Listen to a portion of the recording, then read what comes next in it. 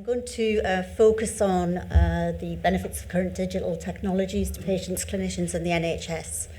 And I'm actually going to try and focus today particularly on the patient journey and the digital tools available to patients currently. My Twitter handle is F10McD and not Fiona McD. That unfortunately was already taken. So if you are looking for my Twitter, it's F10_McD. Thank you. So just to give you some initial statistics, we make a lot of assumptions in healthcare about the use of digital technology, and often people say to me, particularly in primary care, our patients don't use technology. They don't actually, they're very elderly or they're deprived population. They don't actually use it. But if you look at those statistics there, if you even go down to the 55 to 64-year-olds, 90% of those used technology recently.